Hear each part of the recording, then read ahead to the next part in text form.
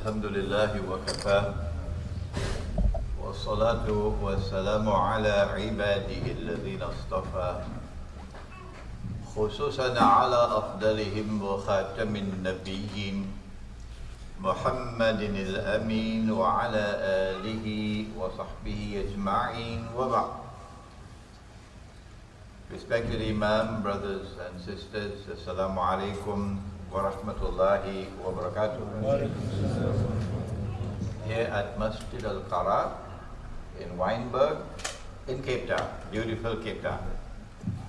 As we address you on the subject of Malcolm X, but more important than you, we hope that Allah will take these words to them over there in the United States of America, the people among whom Malcolm lived, the African American people. That tonight the Quran might explain to them the context in which Malcolm emerged, of which he himself was not aware. And they, of course, up to now are not aware because the subject is not taught. It's there in the Quran. It's there in Surah Al-Kahf of the Quran. It's there in the second journey when Zulqarnain traveled in the direction of the rising of the sun. Zulqarnain is someone who has faith in Allah subhanahu wa ta'ala, and with whom Allah has a special relationship. Allah has bestowed upon him power with which to pursue whatever objective he chooses to pursue. And we know from the first journey how he uses that power when he traveled in the direction of, you know it, Crimea, the hotspot today, that's where Crimea, the Black Sea, that's where it is there. He traveled in the direction of the setting of the sun until he came to a mass lake of water, a sea, and it was described in the Quran as Aynun Hamiyah, dark and murky, and that's why it has the name the Black Sea. That is why the name is called the Black Sea. The Mufassirun of the Quran had no problems in identifying where Zulqarnain went. And when he was asked, how will you use your power with those people there? He answered, he says, those who are wicked in their conduct, unjust, I'll punish them. And when they go to you, you will punish them. But those who are righteous in conduct and have faith in Allah, I'll treat them nicely, I'll reward them, I'll protect them. So we know what kind of man we're dealing with here. But our topic tonight is the second journey. And the language in the Quran is agonizingly sparse. Just 3 words with a few prepositions. That's all. Only 3 words with a few prepositions. He came across a people, and Allah says, "Lam naj'al ba'da'udhu billahi minash shaitanir rajim."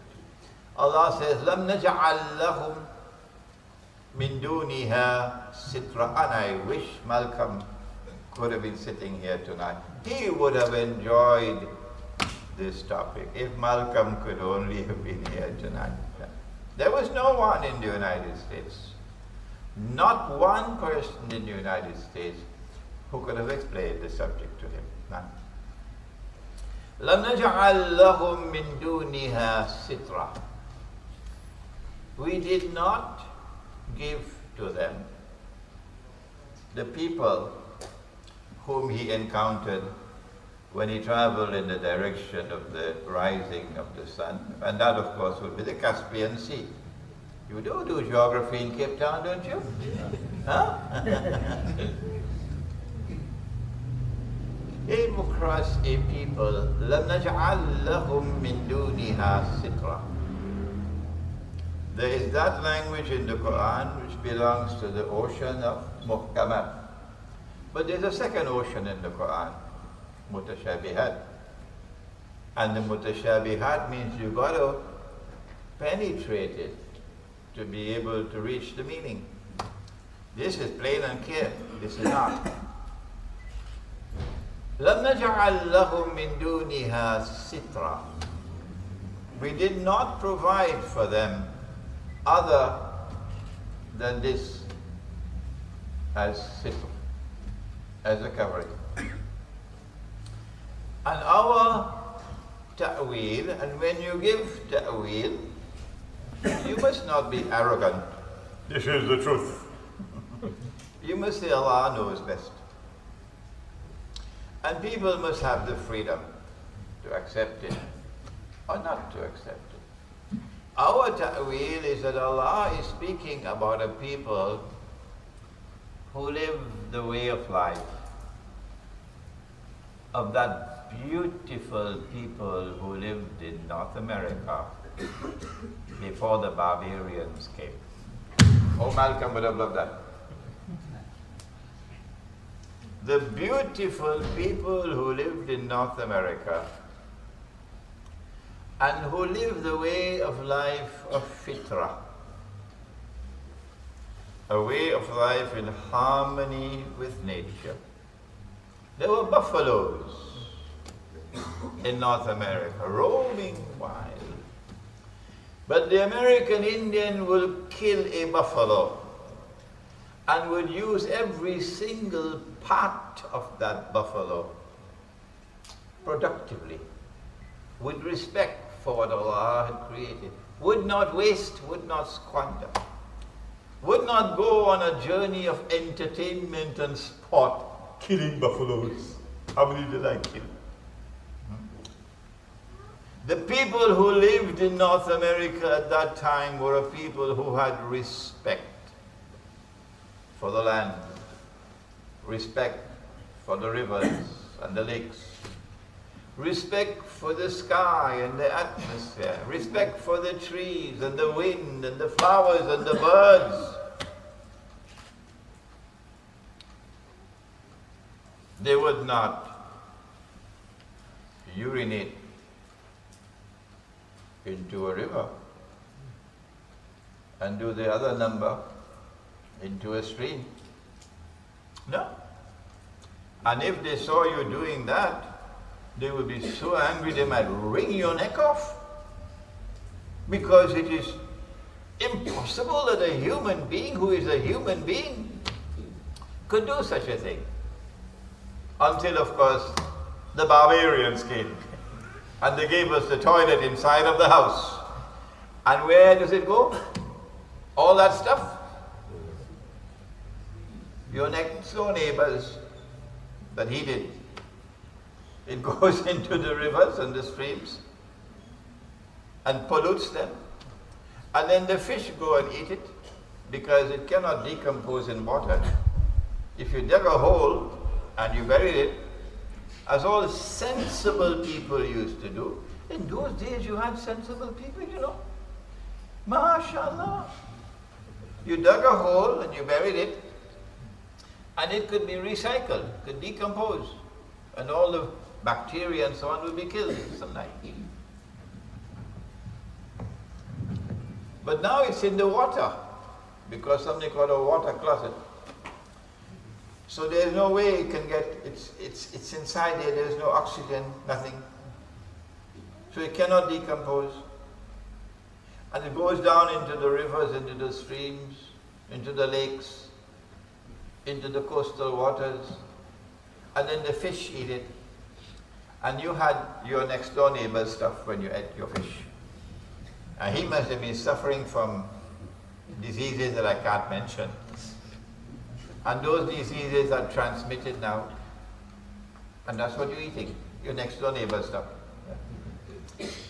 If Malcolm was alive, Malcolm would have, what a wonderful man was Zulkarnain. Because when he came across these people who were living a life in harmony with Fitra, in harmony with Fitra, which is what they were doing in North America. Kathalik, Allah responded with one word, agonizingly sparse language, only one word, Kathalik. What does it mean, Kathalik? We say, he had the wisdom, the compassion, the good sense to leave them undisturbed in living a way of life in harmony with Fitrah. وَقَدْ حَطْنَا بِمَا لَدَيْهِ خُبْرًا. And we understood perfectly why he acted like that. This is so important because when he traveled in the third direction, which is to the pass between the mountain ranges, and we know it's the Caucasus Mountain, there he came across a people لا يكادون يفقهون قولا, couldn't understand their language. They spoke a language which was not connected with any of the regional languages, and that is the Georgian language to this day. And that is how we got to know about Gog and Magog. إِنَّ يَأْجُوجَ وَمَأْجُوجَ مُفْسِدُونَ فِي الْأَرْضِ. Gog and Magog are committing fasad. They have PhDs in fasad. Fasad is that which corrupts, but not just corrupts, it destroys. Fasad in the political system, fasad in the economy, fasad in the monetary system, fasad in the market, fasad in the educational system, fasad in sport and entertainment, fasad in the male-female relationship, fasad in the bedroom. In fact, the fasad in the bedroom would eventually lead to a man marrying another man and getting a marriage certificate. This is a terrible thing, Gog and Magog. And if we don't pay attention to the subject, we pay the price for it. He built a barrier. And when he built the barrier with blocks of iron, then he said, هَذَا رَحْمَةٌ مِّن رَبِّي.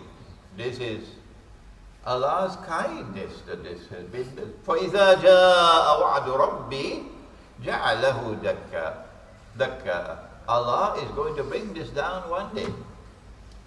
And when he brings this down, وَكَانَ وَعْدُ رَبِّي حَقًّا. On that day, the warning of my Lord would come to pass. When that happens, and Allah releases Gog and Magog, and of course you know, don't you, that the hadith in Sahih Muslim about when Nabi Isa alayhi salam returns and he kills Dajjal, the hadith says that Allah will send Gog and Magog. He didn't say Allah will release Gog and Magog. And you know that if you want to study the subject of Gog and Magog, where do you start? Where do you start? Where do you start? You start with the book of Allah, not with a hadith. That's elementary methodology. And when you go to the book of Allah, then you get the word release. Over there is send, Gog and Magog, and here is release. And in the verse which the Imam recited just now in Salatul Maghrib, from Surah Al-Anbiya, we are told when Gog and Magog will be released and how we recognize it. But when they are released, what will be the implications for mankind? Terrifying. Terrifying. for those who do not study the subject of Gog and Magog, and for those who do not resist Gog and Magog. And that is Malcolm X. Someone who resisted them. That is the defining characteristic of his personality. And how important was it to have that profile of Malcolm X? Let me tell you. And while speaking to you, may Allah take my words to them up there in North America, inshallah. There are some ahadith in which it is not the Prophet ﷺ who is speaking, but rather he is conveying to us what Allah spoke. And these are called hadithul Qudsi, the direct speech of Allah subhanahu wa ta'ala, but it's not in the Quran. Everybody knows this. So this is hadith al-Qudsi, and it is repeated 4 times in Sahih Bukhari, so it's called mutawatir. It is Judgment Day. It's a strange hadith, strange. And Allah subhanahu wa ta'ala speaks to Adam alayhi salam. And he says to Adam alayhi salam, take out, separate the people for Jahannam. You could spend a long, long time trying to fathom this. Why would Allah speak to Adam alayhi salam? And why would he tell him to do this? Adam alayhi salam then responds and asks, how many are they, O Allah? The hadith becomes more and more mysterious. It is knocking at the door of the rational faculty, knocking at the door of the internal, intuitive, spiritual insight. What is going on here? This conversation is mysterious.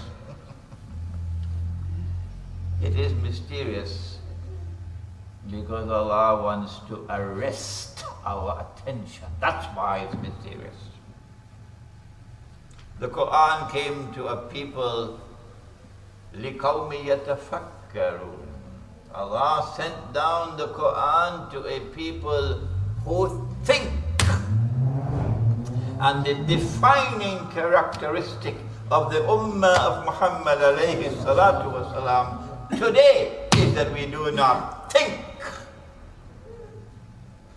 I'm 73 years of age. I've been in the field for a long, long time. And I have great teachers who taught me. So I have some credentials to speak the way I speak tonight. The defining characteristic of the Ummah of Muhammad alayhi salatu wasalam today is that we have given up thinking. Maybe because of television. Because what television does, the most important thing about television is that it destroys your capacity to think. So let your children continue watching TV and see what happens to their minds. How many are they, O Allah? Adam alayhi salam is asking. And Allah subhanahu wa ta'ala replies and he says, out of every 1,000, take 999 for Jahannam.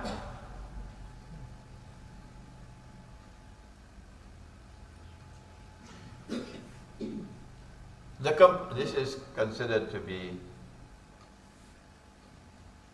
the mother of all warnings. I don't think it is meant to mean mathematics. It's meant to deliver the mother of all warnings, to arrest us. Hey, this is important. 999 out of every 1,000 means stop, start to study the subject. This is the mother of all warnings. The companions of the Prophet ﷺ were terrified And he said to them, good news for you. The one for Jannah will be from you. This is the easy part of the answer. The easy part is this one. The difficult part is what comes afterwards. He said the 999 would be the people of Gog and Magog. Indicating that when mankind lives in the age where Gog and Magog have been released, Gog and Magog are going to take you into the hellfire. They will take you into the hellfire in several different ways.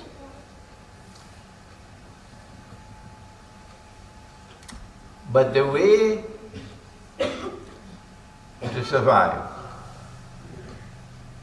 to preserve your faith, is to do what Zulkarnain did. That you have to resist them. You cannot destroy them. Not even Zulkarnain could destroy them. No, they were so powerful. You got to build a wall between you and them. And that's what Malcolm did. And that's why Malcolm's name will live forever. He didn't know this subject. That's why I wish he could have been here tonight.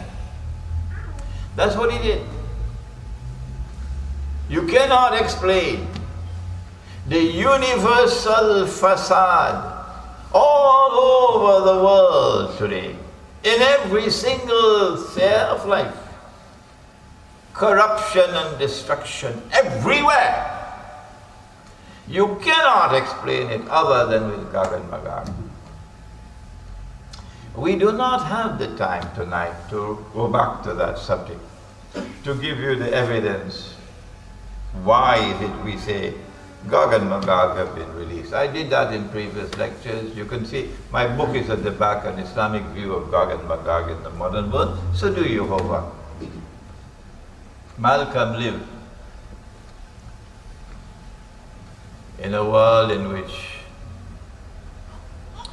Dajjal is using Gog and Magog to pursue his objective, his goal.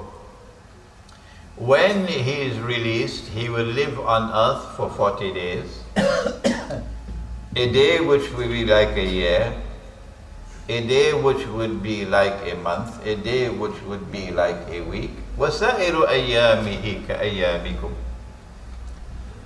And all the rest of his days like your days. But when he is released, he will be on an island. An island. And from that island he will commence his mission. He will commence his mission to eventually rule the world from Jerusalem. And then to declare, I am the Messiah, Al-Masih. But he would not be the Messiah. He would be impersonating the true Messiah. He would be Dajjal, the false Messiah. We argued that the island was Britain in our book Jerusalem in the Quran, which many of you must have read. We'll go back and read it one more time. We argued that the island was Britain. But if you insist that the island is Singapore, no need for us to have a boxing match. No. We argued that the island was Britain. And that is why Britain became the ruling state in the world for the first time in human history. For the first time in human history, you have something called Pax Britannica. Even when Nabi Muhammad alayhi salatu wasalam came into the world, and Islamic civilization flourished and expanded, we never had a ruling state. No, we never ruled the world. We never had that in our agenda. No, that was never our agenda to rule the world. That may be ISIS, the bogus outfit out there, receiving all their state-of-the-art weapons from a fellow who flies in the sky on a reindeer once a year, fellow called Santa Claus.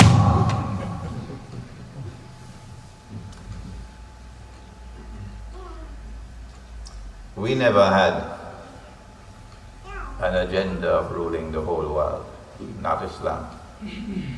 But up come this uppity little island off the coast of Europe that Napoleon contemptuously dismissed as a nation of shopkeepers.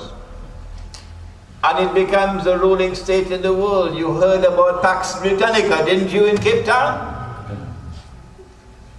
And by 1914, when the First World War started, Britain controlled every single strategically important naval port in the whole world. Is this by accident? What is it that explains it? If this is by accident, then a cow can also jump over the moon. We say this is Dajjal in the first stage of his mission. A day which will last like a year. But you don't have to accept our view, no. You can give me your view. But Britain was an island. Britain was an island. And if you want to mesmerize the people and brainwash them and get them all to become robots that you will now use to pursue your mission, it will be beneficial if they are in an island cut off from the rest of the world, so that they will be insular in their thinking. And he succeeded.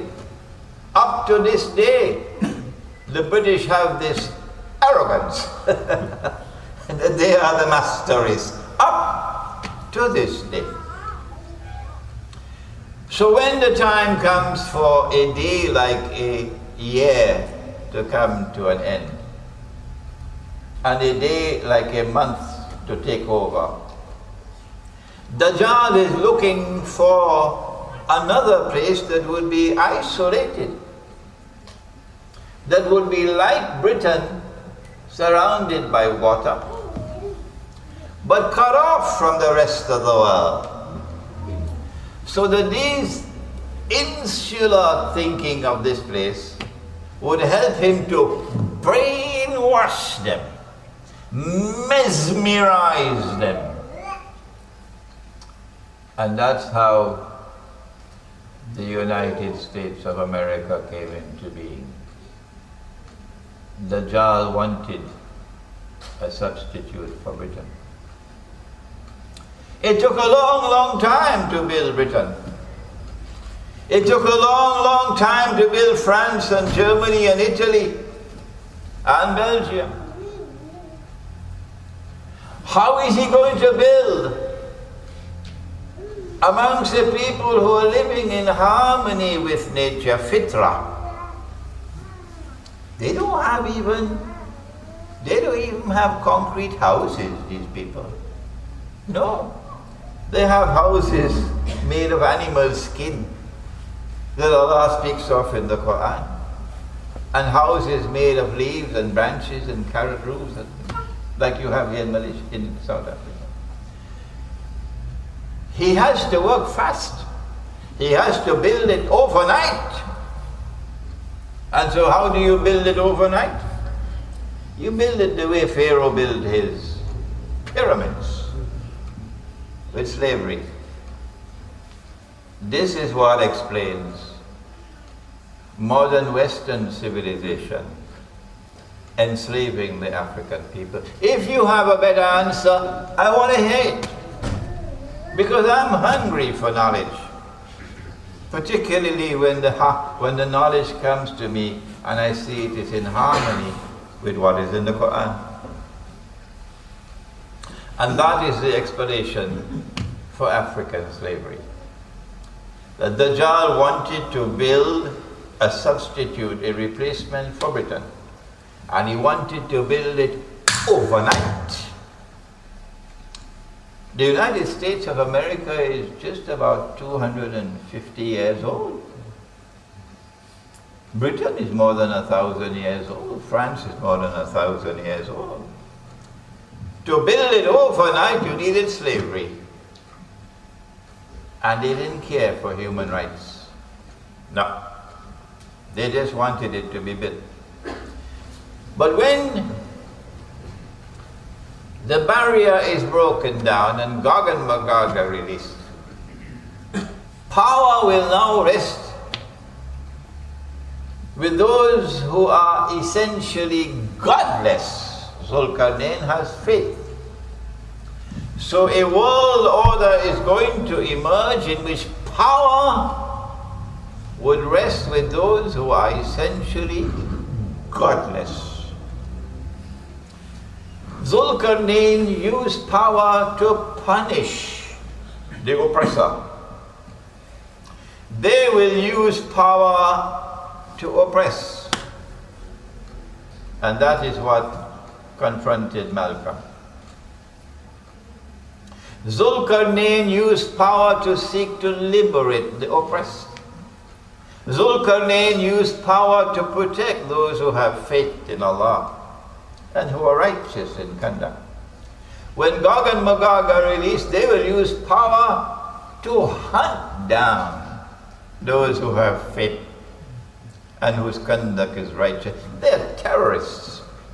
They're the ones who did Charlie 9/11 Hebdo. They're the ones.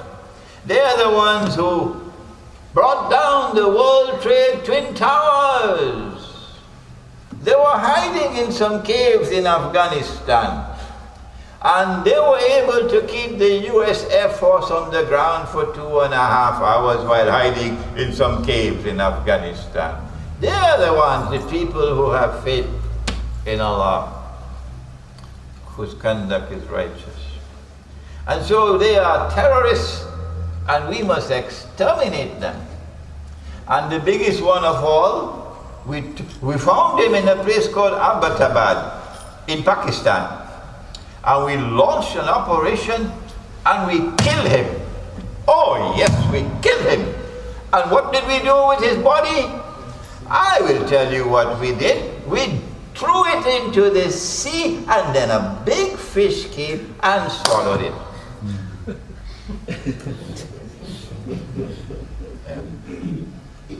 And that's the way the story ends.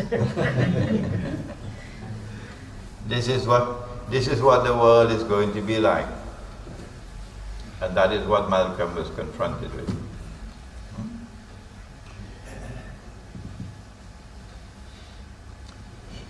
Elijah Muhammad is a curious man. In a land where there is overwhelming oppression,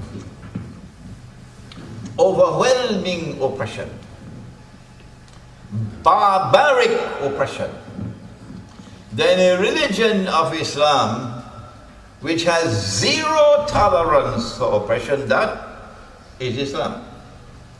When that religion comes to North America, it will spread like wildfire. The oppressed of the world will love this religion, and they will run to it. They will be hungry for Islam. So in order to sabotage Islam from ever being able to penetrate the oppressed in North America, you need to put a spanner in the works. And that explained Elijah Muhammad.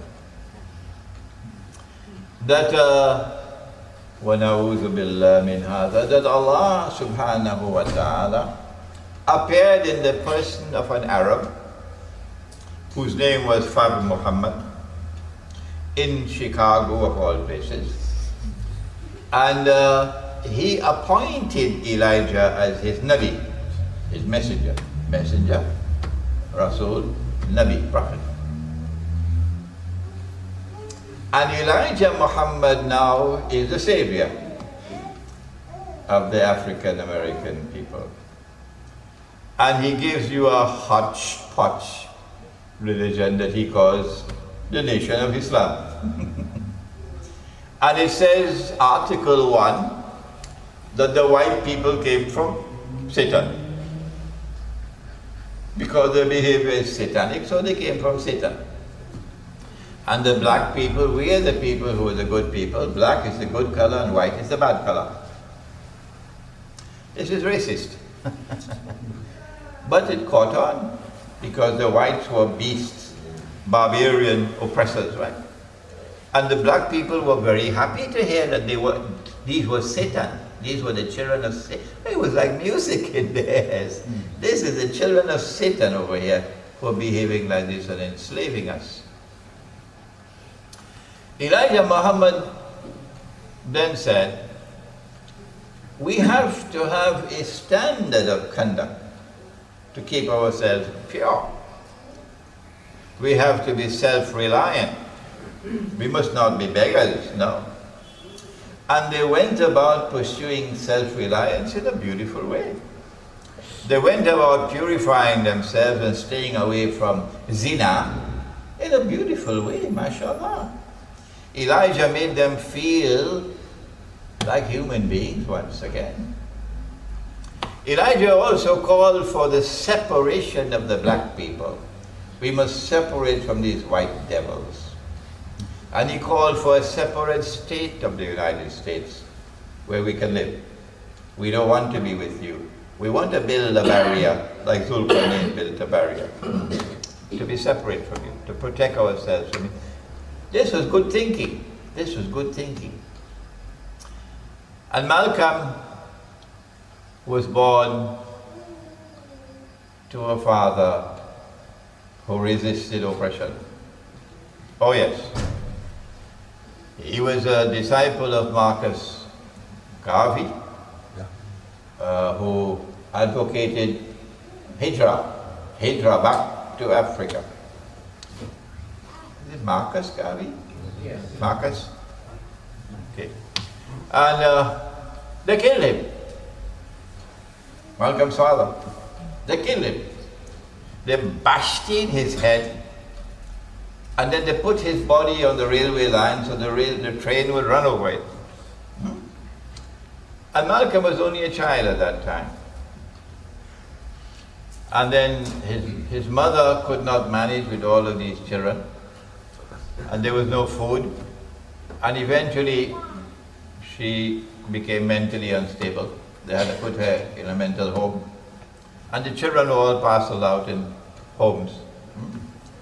And he grew up in that setting, and eventually he ended up in jail, and he spent 7 years in jail. His mother was half white, half black, and she hated the white in her.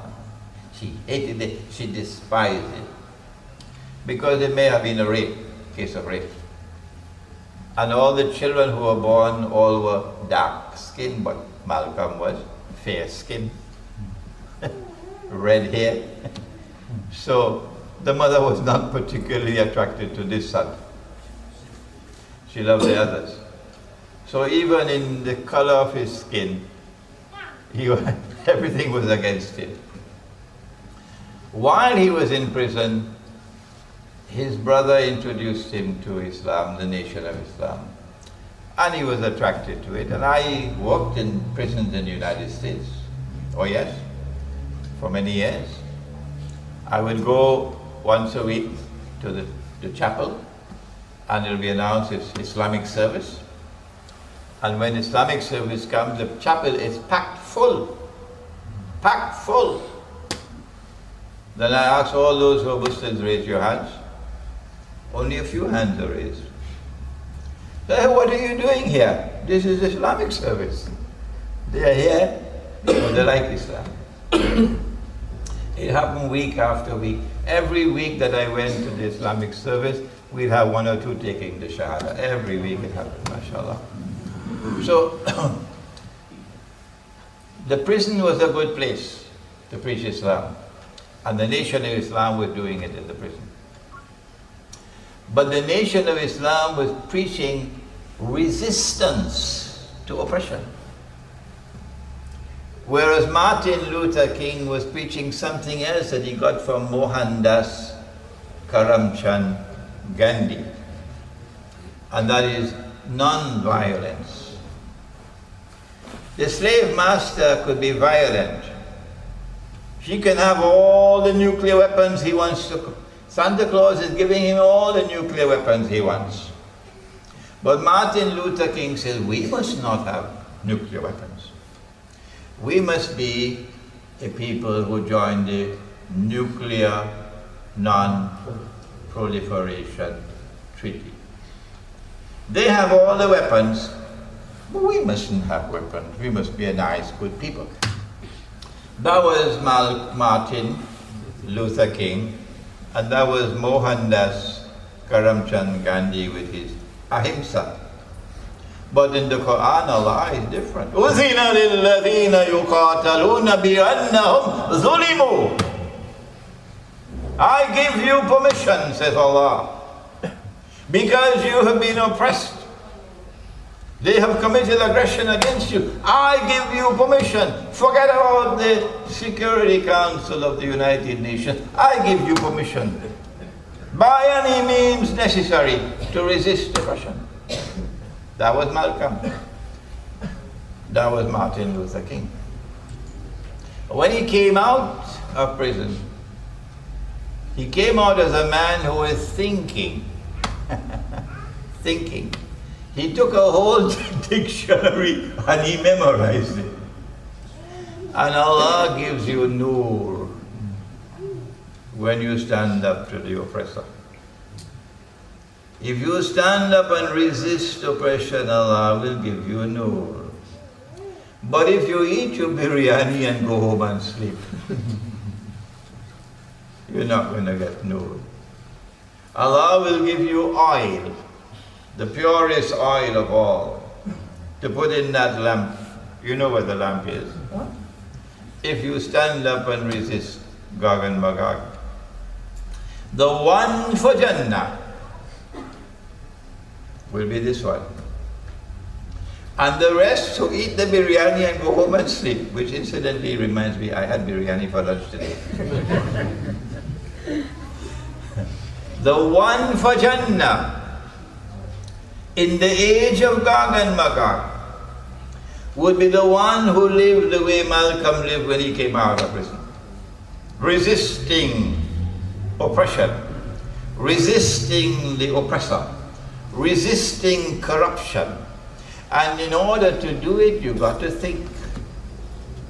And that's what he did. He was able to recognize the awesome deception of the oppressor. He said, be careful of that slave master, because that slave master could convince you that you're walking to the east, when in fact you're walking west. These are his words. Where did Malcolm get this insight from? Allah had to give it to him. Because what he said is what Nabi Muhammad alayhi salatu wasalam said, but Malcolm went to the grave without knowing it. He never knew that he was echoing the words of Muhammad alayhi salatu wasalam. He never knew it. He said that if you're not careful, that slave master could convince you that you're walking east, when in fact you're walking west. Like he has convinced you that you have halal money in your pocket. The paper and plastic and electronic money that all of us are using. He's convinced us. And of course we have the Mufti giving fatwa. When in fact what we have is bogus and fraudulent and utterly haram. Bid'ah. It is bid'ah. The paper money that we're now using.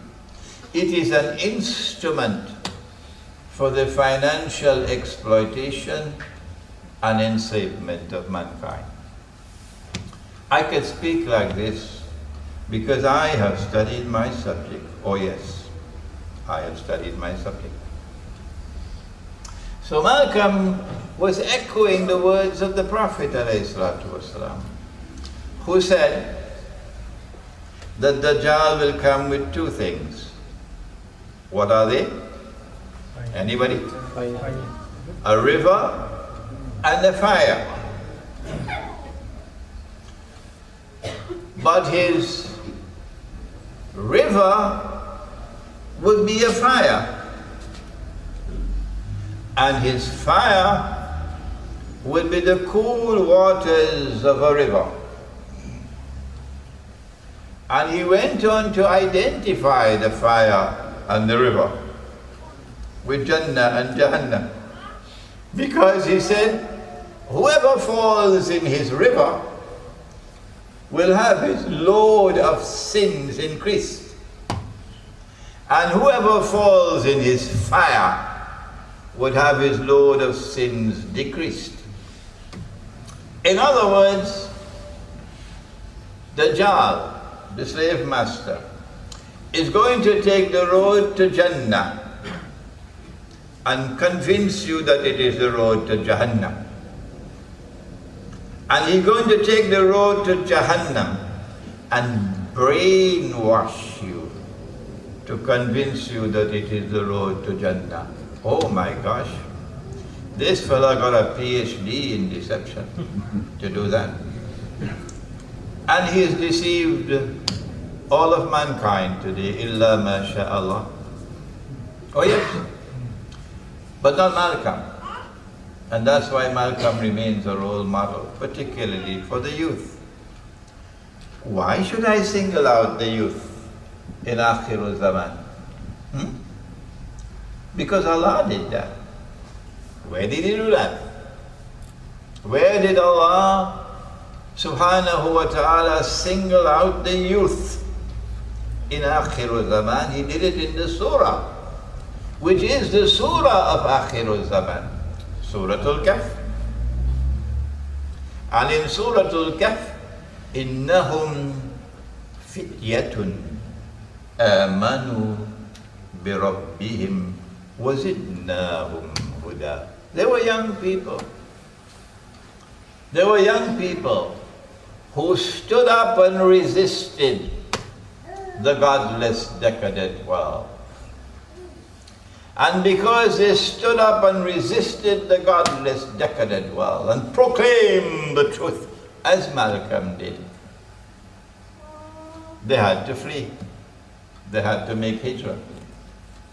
Anyone today who stands up and proclaims the truth, they're going to target you. How much are you going to be targeted?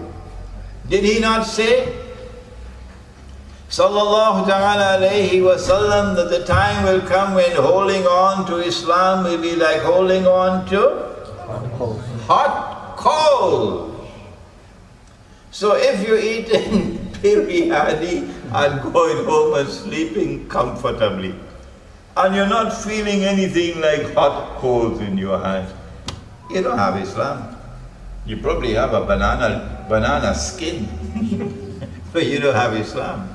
Now, if you had Islam, this land of oppression, South Africa, which experienced barbaric oppression, which experienced a manifestation of slavery akin to that in North America. If you had Islam, if Islam had ever come to South Africa, South Africa would have been hungry to embrace Islam. Malcolm followed Elijah, and Malcolm became such a powerful voice, such an eloquent voice, resisting the oppressor, pointing to his face and calling him an oppressor, like another one in Iran. They don't have them anymore in Iran today. And he pointed to the United States and he says, "You are the great Satan." That age is gone now. Now you can sit down with the great Satan in Geneva and negotiate. So how horrible it was for Malcolm to discover that he did, that Elijah had so many women with whom he was fornicating and having bastard children. And Elijah's son knew about it, Warisuddin Muhammad. And Warisuddin spoke to Malcolm. And Malcolm went and personally investigated and found it was true. And when he confronted Elijah on the subject, then that's when the break took place. About the same time, John F. Kennedy was killed. Because if you are an American president, you do not step out of line. If you step out of line, we'll kill you. And he stepped out of line. I don't have the time to tell you the things that he did to step out of line. And they killed him. And Malcolm didn't have enough knowledge of what was happening. So he responded by, the chickens have come home to roost. I'm an old farm boy, I know. And Elijah took that opportunity to ban him. Ban him, put him silent. You're not allowed to speak. And Malcolm realized this is going to be permanent. So he parted. He then went to perform the Hajj. And when he went to perform the Hajj, then he realized that this was bogus. This is the real Islam here. Because I'm sitting eating with white people, with blue eyes, blonde hair, and we're eating from the same plate, and we're drinking from the same mug. What is this? The whole world is turning over now. These are my brothers. So it was a revolutionary experience for Malcolm to be introduced to the true Islam. And this is another defining characteristic of his personality. Not just the matchless courage of the man to proclaim the truth in the face of the slave master. Not to be afraid, well, they go put my name on a no-fly list. They go say I'm a terrorist. My business might collapse. I might lose my job. I might not get promotion. So better keep my mouth shut. Not Malcolm. Now, much less courage in proclaiming the truth in the face of the person, but also the integrity of the man. That when once you recognize that this is false, that I've been holding on to, and this is the truth, immediately, without any regard for consequences, you must abandon the false and accept the truth. And that's what he did. That's what he did. When he returned from the Hajj and he abandoned the Nation of Islam and he chose his own organization now, the media is fascinated with Malcolm and he's getting an immense amount of publicity. And all Africa is hearing about him. I was a teenager in the Caribbean island of Trinidad, and I'm hearing about this Malcolm. Yeah. And his is an eloquent voice, speaking out for true Islam. And Allah gives him oratory. He's able to speak, and his words are so eloquent and powerful. Imagine he's invited to Oxford University, the student union at Oxford University, a very famous debating location. And he goes to Oxford University and he acquits himself with profound dignity and success. So great is his oratory and so profound are his words. And he decides to take the United States of America before the United Nations. He's becoming a threat to Uncle Sam.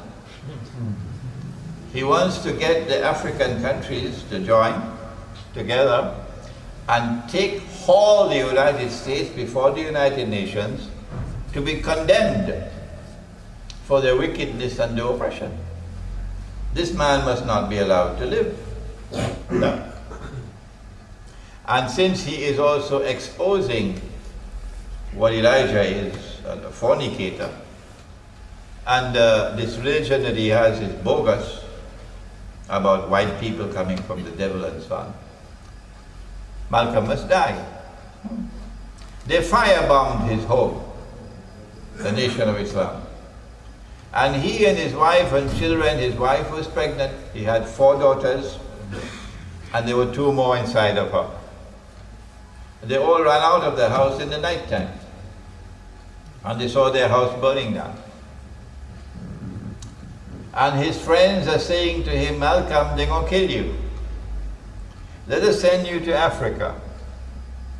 I don't know if he had lived long enough, he would have accepted the invitation to make hijrah, but he did not during that 1 week. And 1 week later, he was killed. They killed him. What I'm now going to say, I have to say it.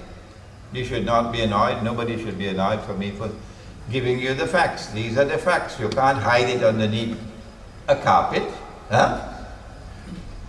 I know they're going to be angry with me at 116th Street in Upper Manhattan. Yeah. When Malcolm was killed and his body was still lying there, not yet buried, the son of Elijah who was with him, who is known as Wallace and then Warisuddin, he realized that I'm next on the hit list. And he didn't have the courage to stand up. So he ran back to his father and made tawbah and sought forgiveness. While Malcolm's body is still not buried. He abandoned him. The other fellow named Cassius Clay. At that time he was a fly like a butterfly and sting like a bee. Cassius Clay. And he was also with Malcolm. He was also, the 3 of them were together, Malcolm and Wallace and Cassius Clay, who he later took the name Muhammad Ali. With them, there was a confrontation with the chief spokesman of Elijah, someone named Louis Farrakhan. And when Malcolm was assassinated, the convention was being held in Chicago before he was buried. And Louis Farrakhan boasted he was a traitor to our people. And we've dealt with him the way we deal with traitors. Malcolm's wife, Dr. Betty Chavez, is on record. She publicly accused Farrakhan of complicity in her husband's murder.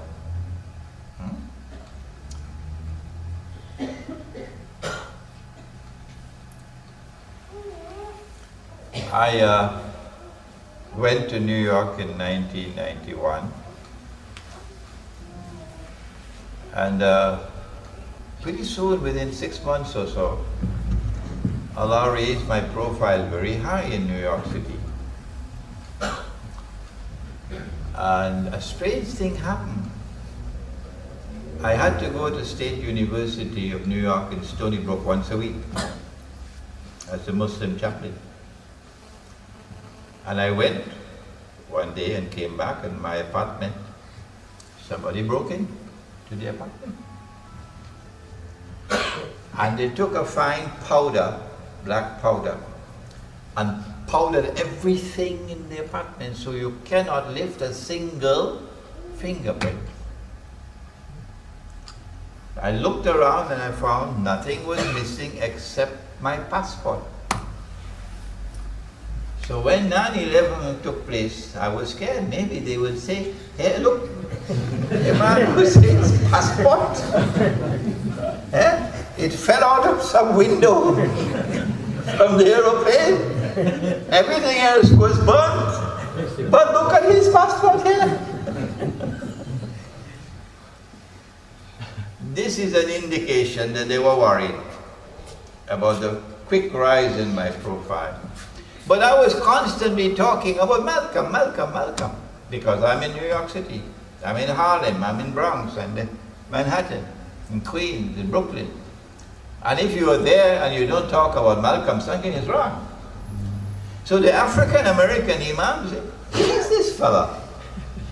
Who is this Indian from the Caribbean island of Trinidad? And every lecture he gave, he only talking about Malcolm, Malcolm, Malcolm. So what happened was that a program was arranged in Midtown Manhattan on the topic of Beyond Malcolm X, the future of Islamic leadership in North America. And 4 speakers were chosen for this explosive evening. What is the role of Malcolm in the future of Islamic leadership in North America? Challenging topic. And the fellow from Trinidad was one of the 4. The others were very distinguished speakers. But Betty Shabazz said, I'm coming for this. Malcolm's wife. So when I arrived at the hall, I was escorted to the back of the hall where Betty was sitting. And she never smiled. So I said, oh, this is going to be trouble tonight. She never smiled. Very straightforward, very serious face. And I'm scared now.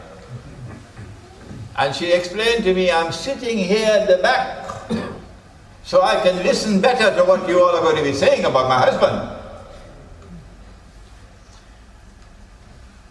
This was her night. She wanted to hear, what are you going to do with the legacy of Malcolm X tonight? And Manhattan is listening and New York is listening because word is going to roll. I began my talk that night. The recording is somewhere on the internet, incidentally, somewhere, I don't know where it is. Malcolm lived for Allah. Malcolm died for Allah. And that is the kind of leadership we want. A people who would live for Allah, a people who would be prepared to die for Allah.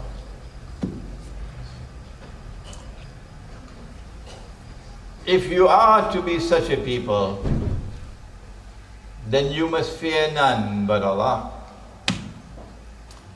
So you're not going to fear the FBI. Huh? I also went on to point out that Malcolm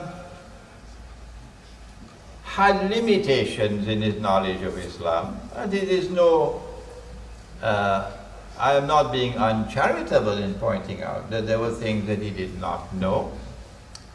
And we should study it. And I gave the example of riba. And I said, when I read the autobiography, I found in it that when the house was firebombed, I told you about it, he went to Alex Haley and negotiated an advance on the book.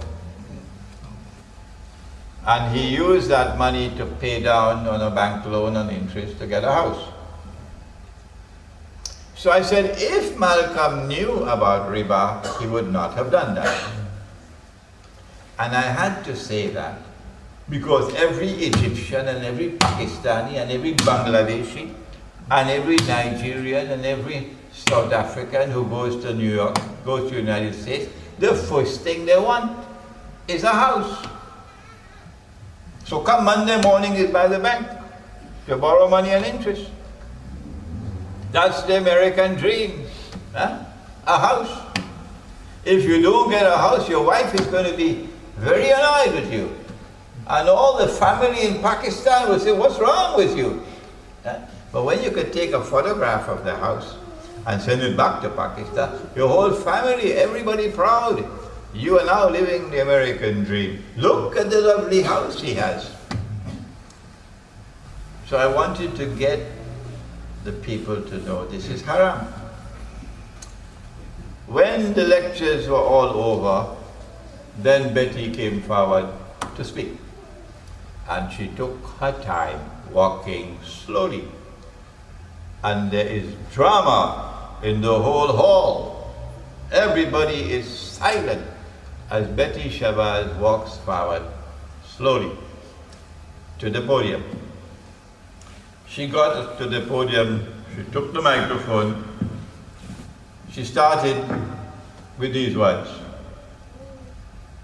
The Imam, pointing to me, the Imam said, my husband lived for Allah. Imam was right. The Imam said, my husband died for Allah. Imam was right. And then she turned her face to me. And she gave me a look. I could still remember. I got scared. But Imam, he died before he could sign the contract.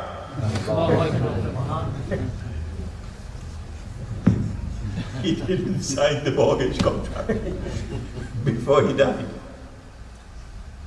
So he didn't have riba when he died. But that information is not in the autobiography. She defended her husband fiercely. And that is what I admire in that woman. Defending the memory of her husband fiercely.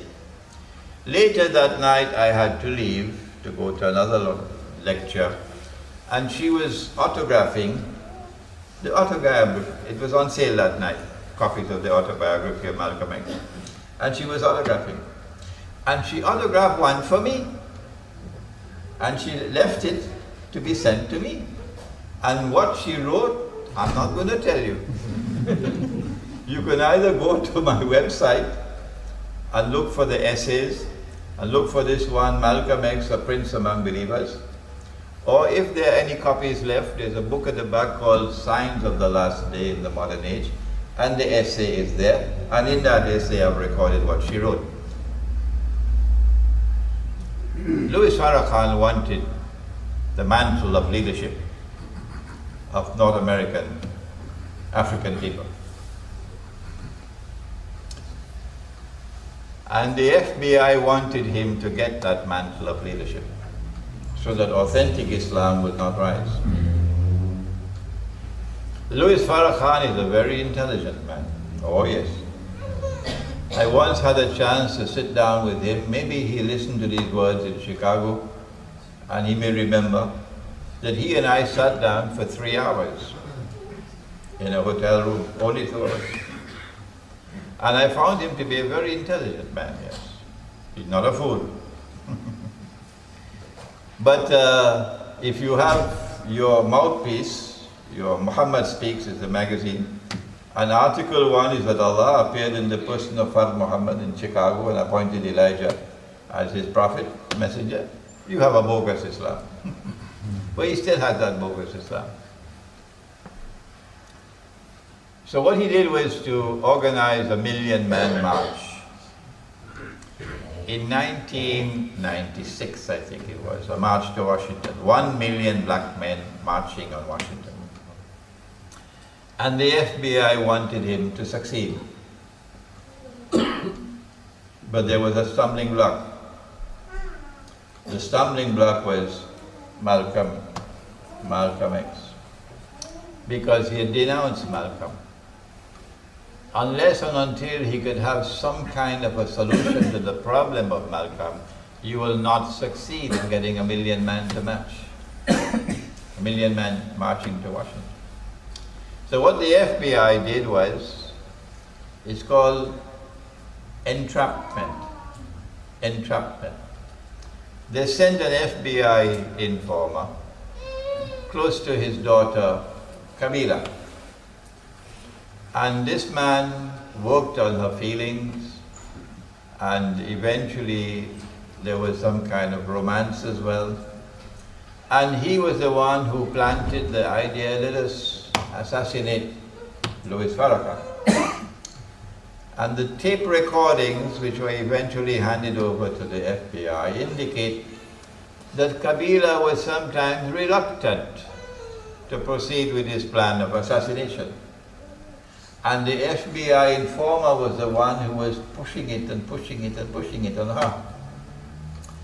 So if this case ever went to the court, it will make the FBI look terrible. They would do everything possible to ensure that this case never goes to court.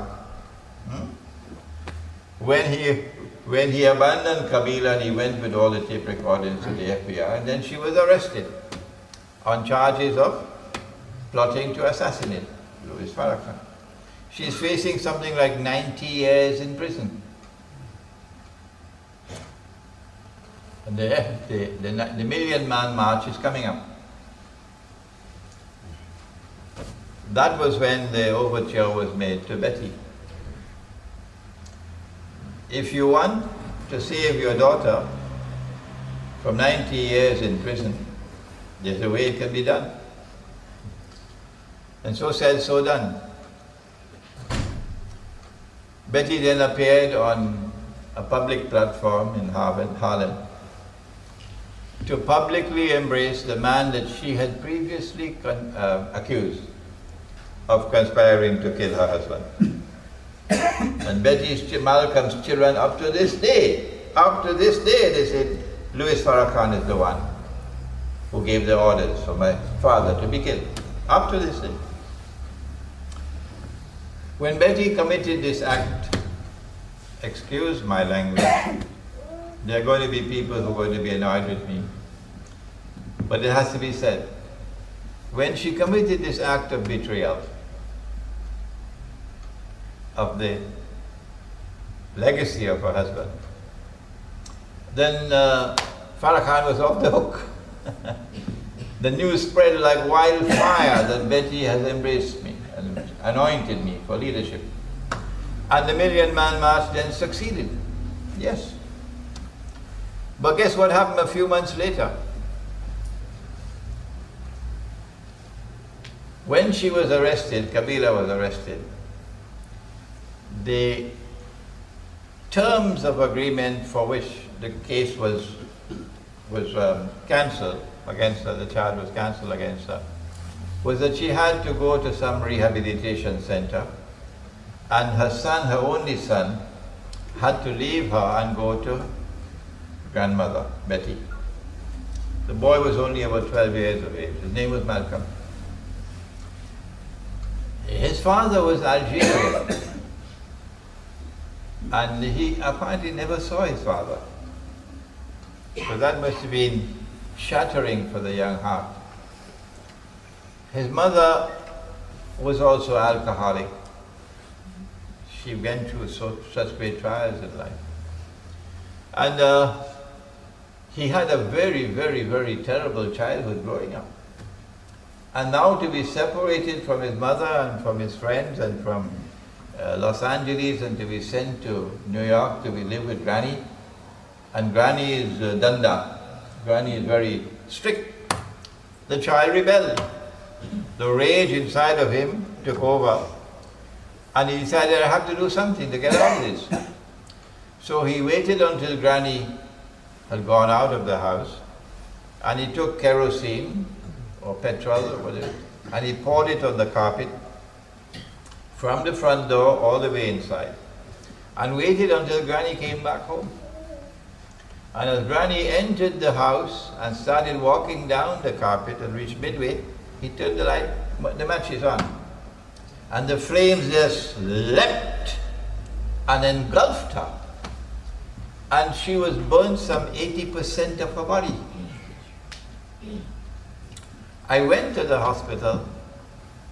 She lingered about 3 weeks in the hospital.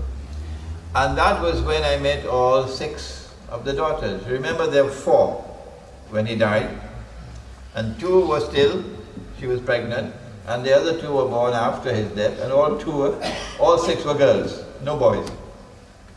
So I had a chance to meet with all 6 of his daughters during those 3 weeks that we were constantly going to the hospital. And perhaps she may have spoken to them about me because they were all very friendly with me, mashallah. When she died, then I got a chance to go to the grave because she's buried in the same grave with Malcolm. The janazah was held in Manhattan, the big masjid there. And the same Imam Jabir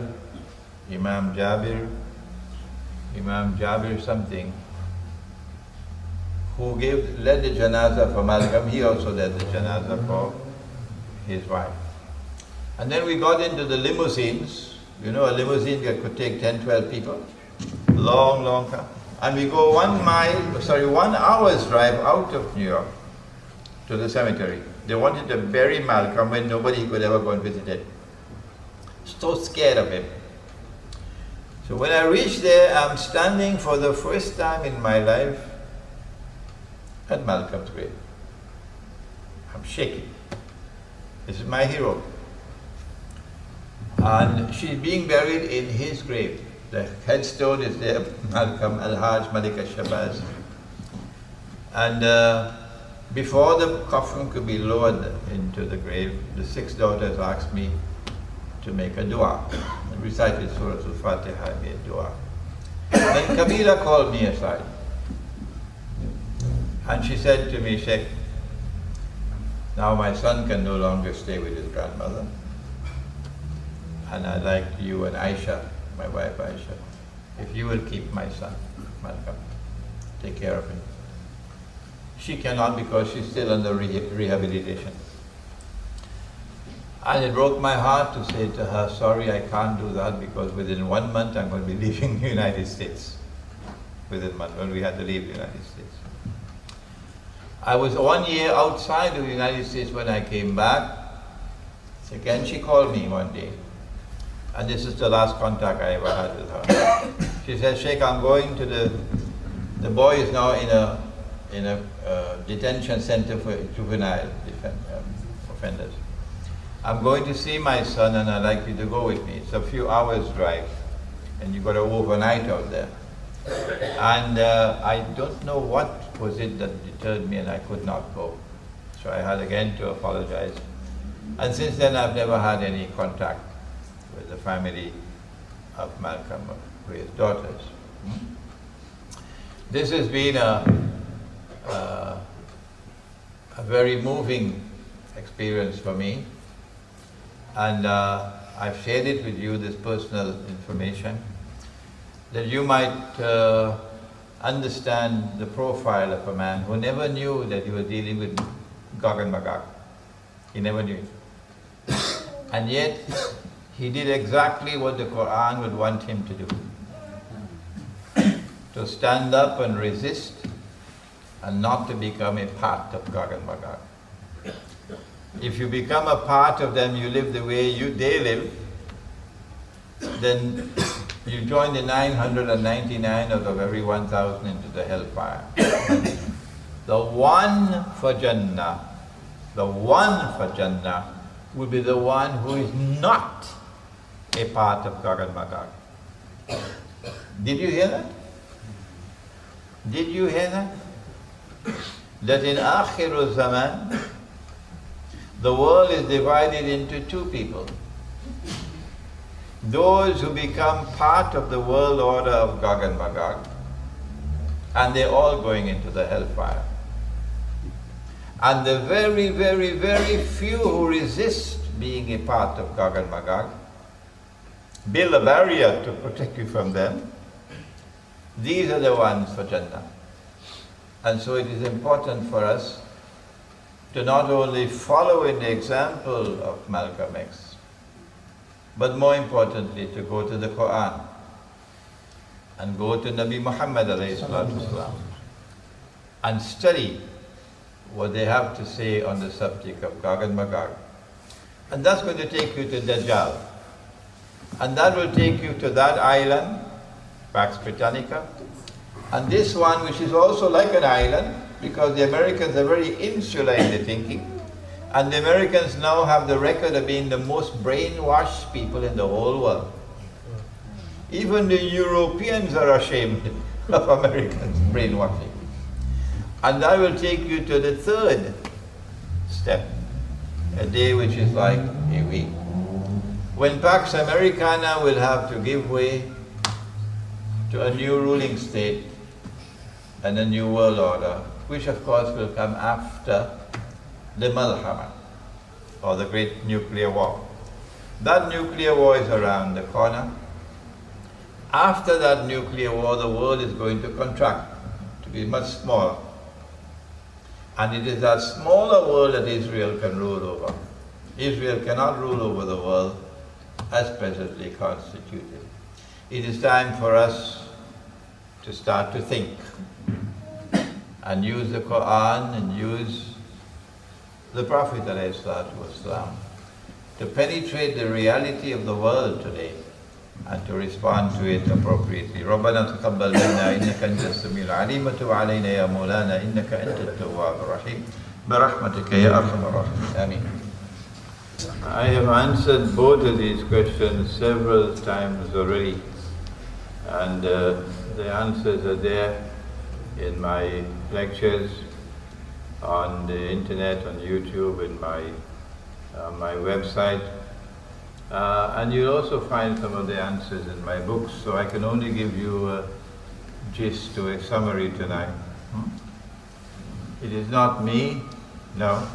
I'm not the one who has prophesied that there will be a Muslim alliance with Rome in Akhir al-Zaman. That is what Nabi Muhammad said. If you say that Russia is not Rome, you must tell me who is Rome. I'm waiting. I'm prepared to wait. I'm prepared to wait. You must tell me who is Rome. Okay? And if you tell me that Rome is Washington and NATO and so on, I will say, well, may Allah guide you, because you're misguided. I have come to the conclusion that Rome is the Orthodox Christian world, and I'm convinced that my conclusion is correct. And in the Orthodox Christian world today, Russia is the state which is recognized by the Orthodox Christians as the leader of Rome. And you can ask them. The only other candidate which is a rival to Russia, the only one is Greece. And Greece is in bad company. What's the bad company? Greece is a member of NATO. If you are in the enemy's camp, how can you lead this camp? Okay? So there is no competition really, actually.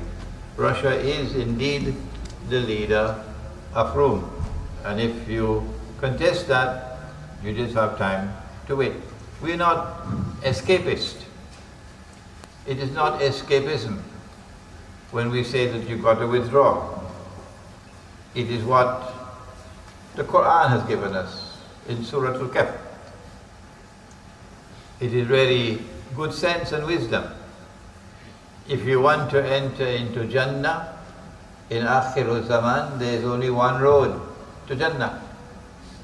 And we quoted it for you. The hadith is recorded 4 times in Sahih Bukhari. Unless and until you can separate yourself from Gog and Magog, you're not going to Jannah. You're not going to Jannah. 999 out of every 1,000 to Jahannam. And they're all Ahlu Ya'juj wa Ma'juj. So the road to Jannah in Akhir Zaman is to separate yourself from Gog and Magog, to resist Gog and Magog. And this is what my lecture was on tonight. What do we need to do? What are the practical steps that we have to take in order to do that? This is why you need to look at my books and read what I have said about the Muslim village.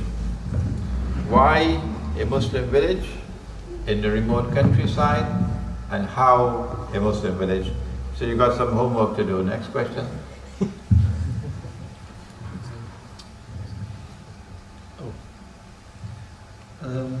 Says Assalamu alaikum Sheikh.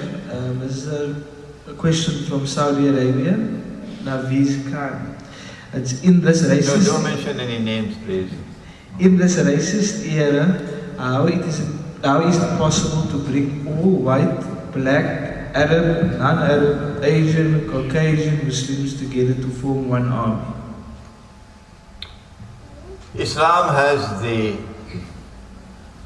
enviable record of having succeeded where very few have ever succeeded in the modern age, of bringing all the races together and all the colors together to live together as a fraternity. That's our record. And if you can build a Muslim village in South Africa and bring all the races and colors together to live as a family, and if you can have a village economy in which wealth will circulate through the economy, so the poor will not remain permanently poor, and the rich will not remain permanently rich. If you can do that, even the government of South Africa will come to you with tears in their eyes. How did you do it? We can't do it. We've tried, we can't do it. How did you do it? This is our capacity, that we can do this. And where are they in South Africa who are willing to do this? You've been here for a long time. A long time. If you can do this in South Africa, it's going to make news. If you insist that an Indian must marry an Indian, well, don't bother with this project. Don't bother with this project. Just stay where you are. Remain in Bombay. Yes. Next question.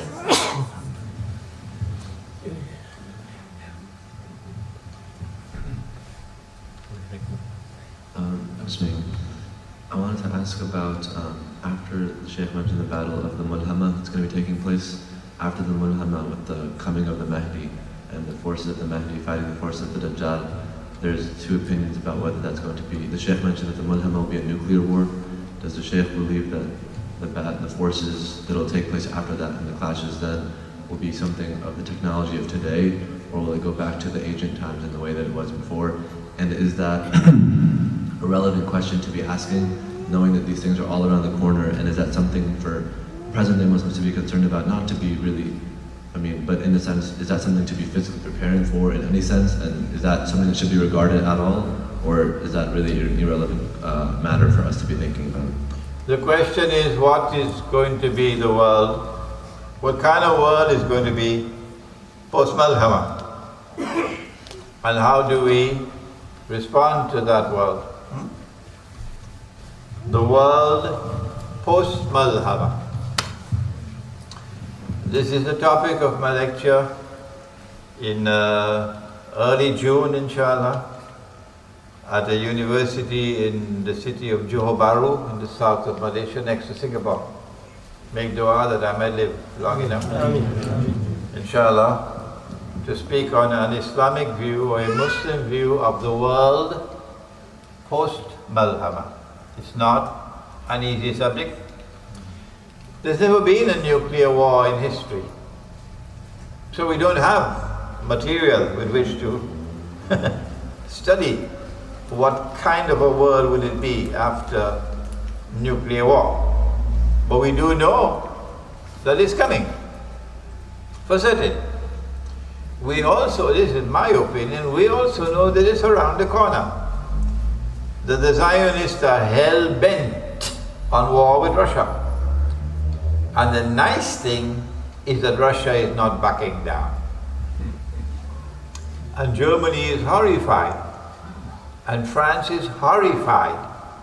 Oh my gosh, you know where this is heading? This is nuclear war. That's why the German Chancellor and the French President had to hot-foot it to Moscow. And then the Minsk discussion, the negotiations took place a few days ago. Because they are realizing it's nuclear war that's coming up. The Zionists want the nuclear war. And it's time for the brainwashed masses of the United States, the most brainwashed country in the world, thanks to television, to wake up. Wake up. Because those who rule over you, they're the ones who are taking you to nuclear war. And the good news is that Russia is not backing down. And so long as Russia does not back down, China will not back down.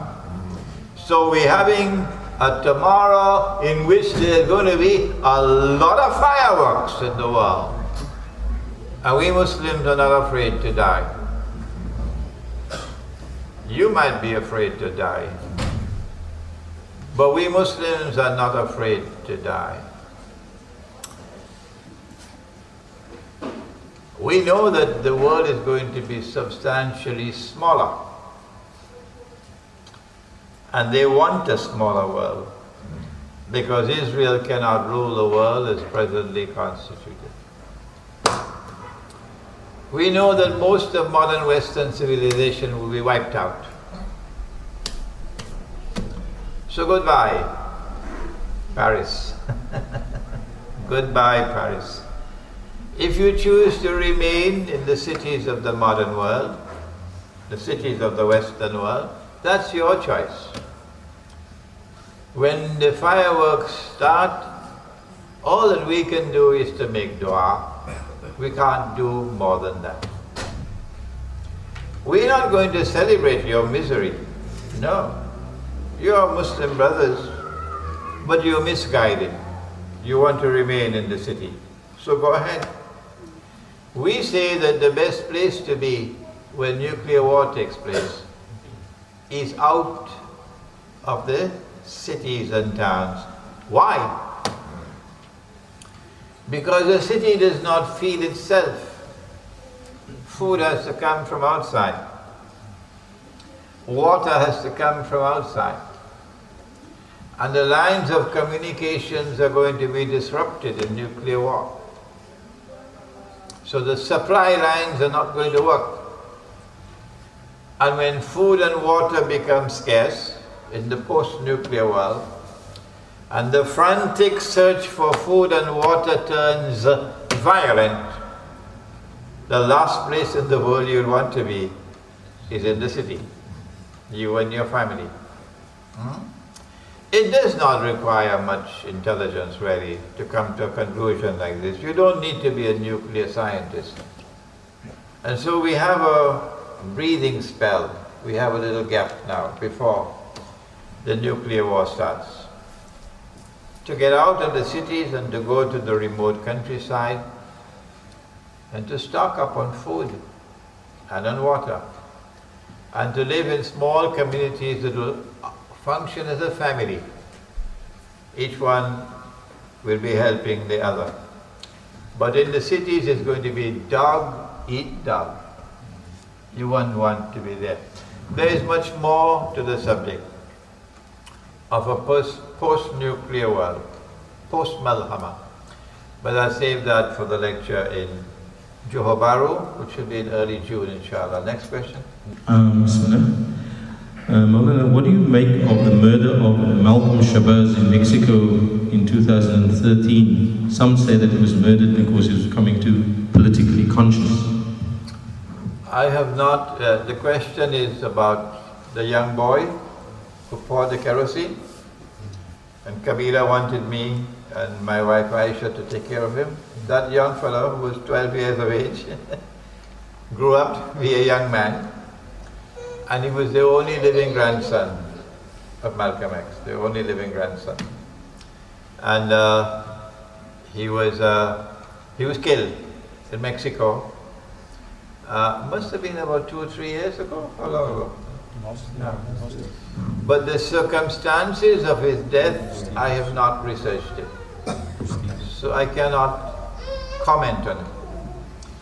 What I do regret is that I didn't get a chance to be papa to him and have him living in my home at the age of 12. I do regret that.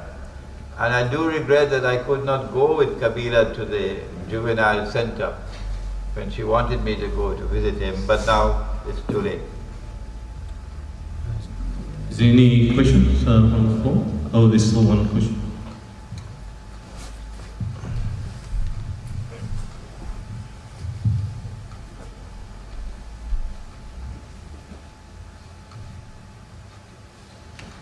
Salam Sheikh, this is from Tanzania.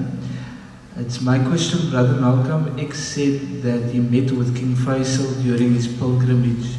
Do you think there was any significant move they made that led to King Faisal to impose oil boycott in 1973? The Arab-Israeli war took place in 1967. That was a turning point in Faisal's life. Before that, there was the proxy war going on in Yemen between Saudi Arabia and Jamal Abdel Nasser's Egypt. But once the war took place in 1967 and Israel took Jerusalem, Faisal then acted quickly to patch up relations with Jamal Abdel Nasser in Egypt to build a common front. And so by the time when the war took place in 1973, it was a common front, common Arab front to face Israel. And in 1974, we saw Faisal's profile. It was not just the oil boycott in 73, but in 74 he resisted Henry Kissinger, he resisted the Shah of Iran, he resisted the Zionist world, and in collaboration with the Prime Minister of Pakistan, who was he? Zulfikar Ali Bhutto.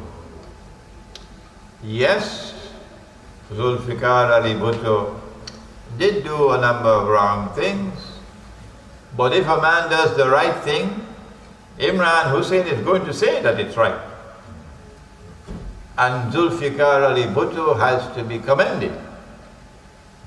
Yes, he has to be commended for what he did in the aftermath of the war of 73. And when he made an alliance with Faisal, and the two of them resisted the Zionist world, and the Lahore Islamic Summit Conference took place in February 1974. They didn't like it one bit. And that's why they had to get rid of Faisal, and they had to get rid of Bhutto. But we see the profile of Faisal growing over the years. From the young man who was part of the Saudi Zionist, Saudi Wahhabi alliance, to a man who is growing and growing and growing with faith in his heart. And the way he received Malcolm, it was probably 1965, I'm not too sure, when he went for the Hajj. And the way he honored Malcolm is, it represents the profile of a good Muslim. And so we say Faisal Rahimahullah. Any more questions? Here's a question on this time.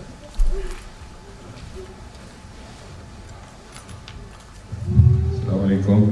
Well, I just want to ask a question about this Masada complex kind of thing. Is it real? The Masada complex, if I remember correctly, was probably about 1,000 Jews who fought to the last man rather than surrender.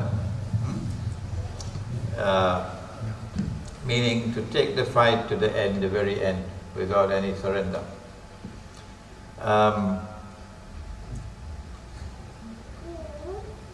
They call it now the Samson option, that even if we have to bring down the whole world with us, we're not going down alone. Israel is not going to go down alone. That is camouflage. It's not that they want to bring down the whole world if they have to go down. It's that they need to bring down the world if they are to rule the world. You see? Deception. We have to look carefully now, because Israel is meticulous in its planning. It plans way ahead, and unless we are a people who think, and it is so sad that the Ummah of Muhammad ﷺ has stopped thinking. What do I mean by that? I mean thinking with the Quran. Yeah, your PhD from MIT is no benefit to me. No, I want you to go to the Quran. And after you've gone to the Quran, then go to the Hadith, not the other way around. So that the Quran and the Hadith might be able to explain the reality of the world today, and in particular, what is happening in the Holy Land. I wrote Jerusalem in the Quran, published it 12 years ago, 13 years ago. It was written about 15 years ago. It's become a bestseller. It's published now in so many different languages. And guess what response I've got from the world of Islamic scholarship? The response from the world of Islamic scholarship is zero. Zero. Nothing.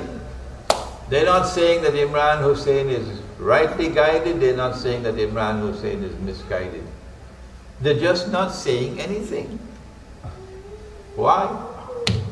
If you are a people who are thinking, لِقَوْمِ يَتَفَكَّرُونَ, and if you had the proper methodology for studying the Quran, you would not be in this embarrassing silence in which you are today. So I would hope and pray that we, the young ones, will be directing attention, devoting attention to studying the Quran and the Hadith with particular reference to the Holy Land. So you'll understand what's happening and you'll know how to respond. There are things that I have understood I don't dare talk about. I cannot speak about it in public, but I've already understood it. If I were to speak about it in public, it would be counterproductive. I have to be silent. And the Maulana has indicated that it's a bit tight, so I've got one question here in my hand, and I'll take one more question from the floor. So I'll start with this and then follow up with you the last question. Okay. I'll summarize it because it's quite a long thing. So basically, what the person is saying, you had indicated many times in your videos and lectures that people must leave the cities of the Western world. Isn't that a kind of running away from the reality? Shouldn't you face what is coming? I have answered this question so many times already. If I offer an opinion, do not accept my opinion unless and until that you are convinced that it is correct. So if you are persuaded that the proper thing to do is to continue to live in New York and in Paris, then go ahead and live in New York and Paris. I have offered a different perspective. My view of the world today is different from yours. I perceive the world like a ship that is sinking. And when I see the ship is sinking, and there is no way that you can prevent it from sinking, and this is eschatology. You have not studied eschatology. I have studied eschatology. I have come to this conclusion. If you are on board a ship and the ship is sinking, And there's nothing that anyone can do to prevent that ship from sinking.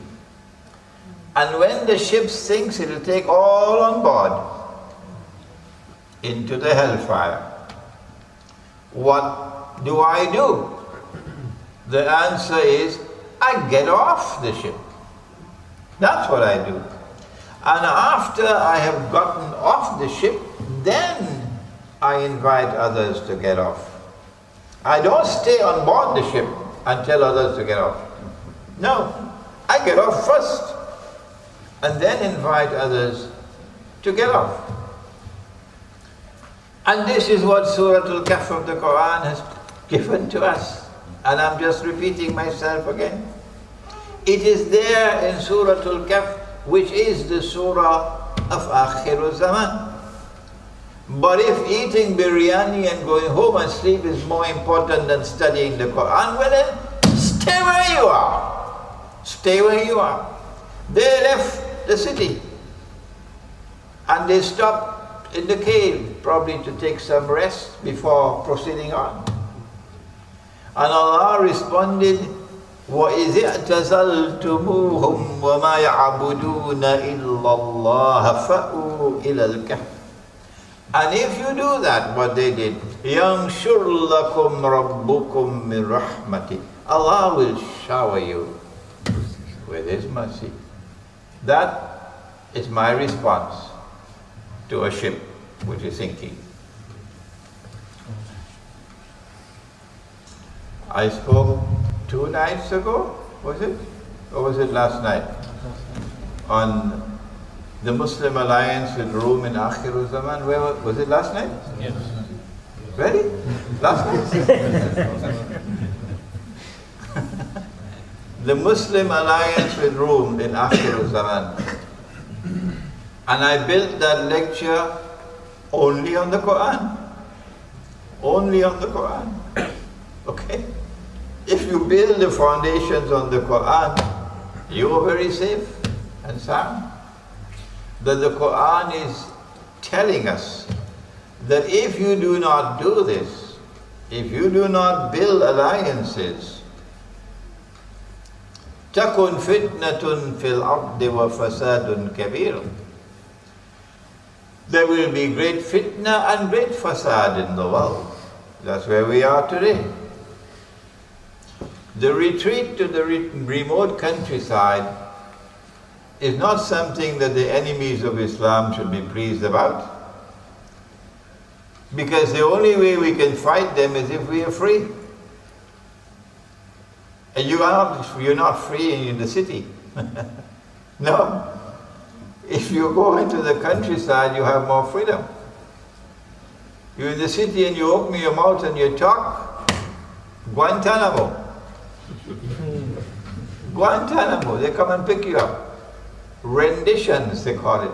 Huh? But if you are in the periphery, that's why I have not been traveling in the Arab world. Huh? If you're in the periphery, then you have more safety and Allah protects you. But not because we withdraw to the countryside does it mean that we are not at the forefront of the struggle for liberation from oppression. Oh no. I am the one who is advocating Muslim villages in the remote countryside, and I am the one who has traveled to Moscow. How many others have done that? And I'm going back again, inshallah, to Moscow in a few months' time. And I am the one who is going to Greece. Who else is doing that? So does this look like defeatism? Does it look like somebody who is running away from the battle?